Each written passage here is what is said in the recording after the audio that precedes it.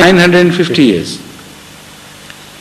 If my inference is correct, then we must have further evidence to prove that this inference is correct.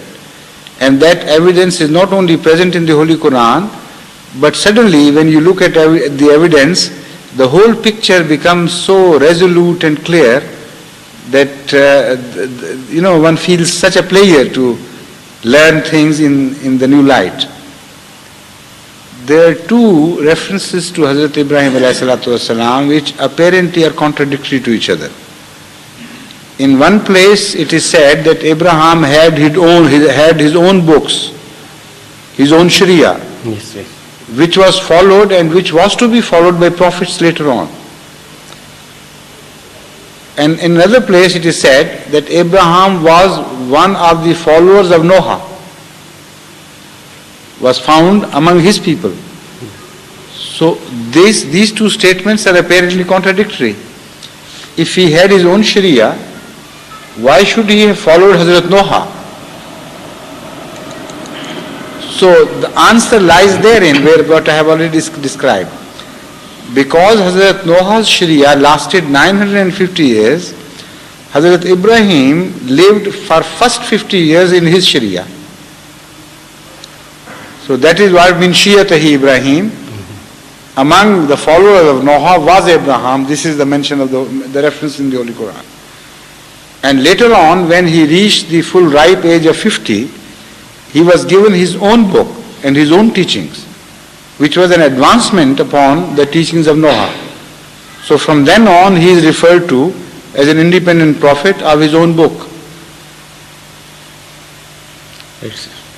Right? Yes, sir. Okay. Second question. Yes. In Quran it is mentioned regarding Hadhrat Musa that when he threw his asa, so his asa became snake and he eaten all the snakes which all the magicians brought with them. Is this true, sir? Oh, the Holy Quran states it? Yes, sir. So it must be true? Yes, sir. So it actually happened. This is what I am asking about. What actually is said by the Holy Quran is true. Right. So some of my friends, MD friends today, they said no, it didn't happen actually. It was just... What I am saying, please pay more attention to my words. I say what is exactly described by the Holy Quran is exactly true. Right. So you may understand a different thing from the description of the Holy Quran than another Muslim from the same words. So the debate is not whether the Holy Quran statement is true or not. The debate would be whether your understanding of that statement is correct or somebody else's understanding of that statement is correct. In this perspective, you can ask your question. Yes, sir. Do you follow me now? Yes, sir. Yes. Follow you. The issue between you and your MD friends is not that you believe in the Holy Quran and they don't believe. This is not at all the issue. It is impossible. The issue is whether your understanding of what is mentioned in the Holy Quran is correct and more to the point, or their understanding. So you can demand their arguments and find out why they think something else is meant. Yes, sir.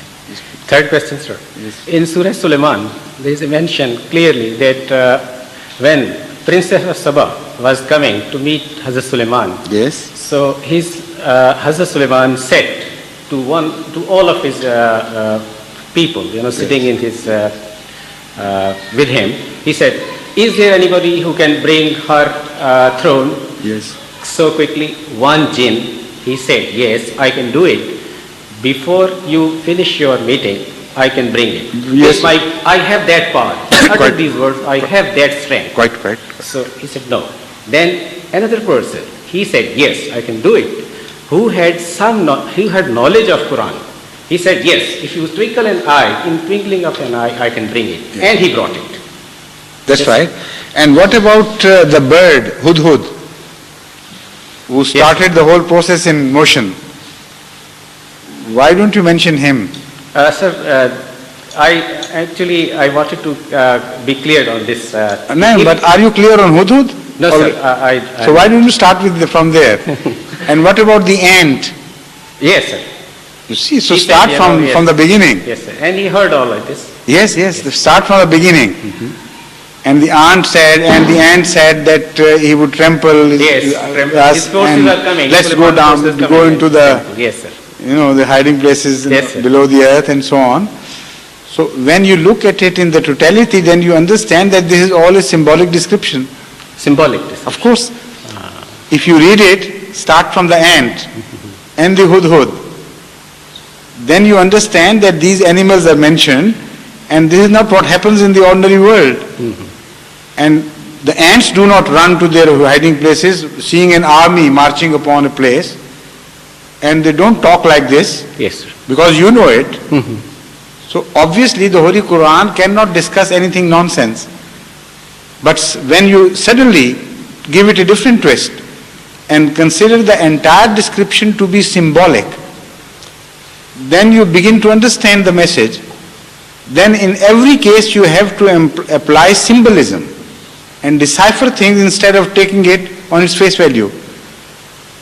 This is true because about the rest of the prophets you don't find this style.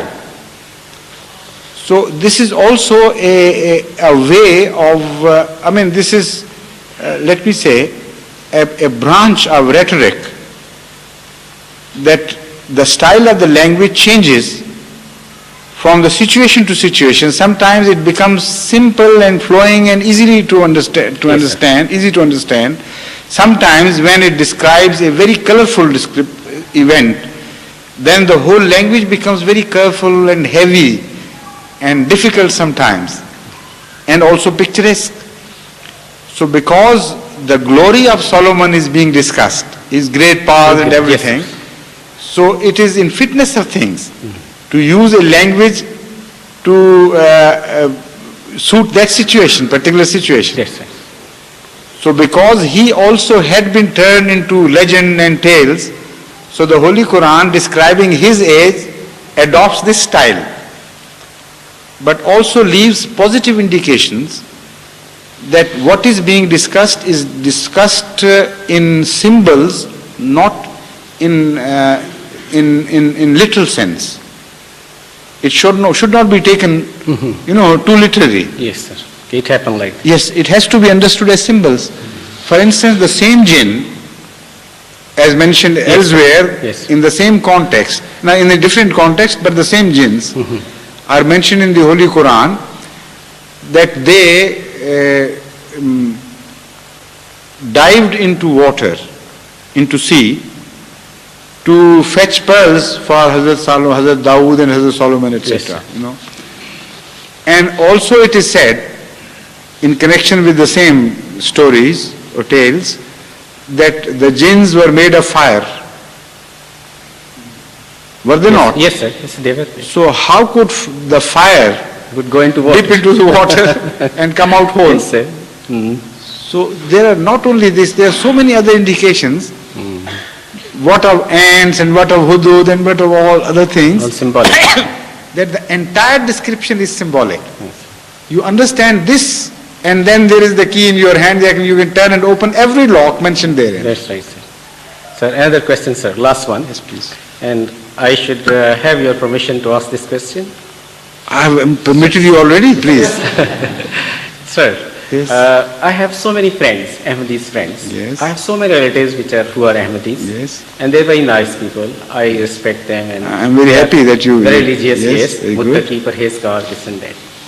So, and I also believe that population of Ahmadis in Pakistan is, I think, the largest, isn't it? Is what? In largest, many people live in, the number of Ahmadis in Pakistan.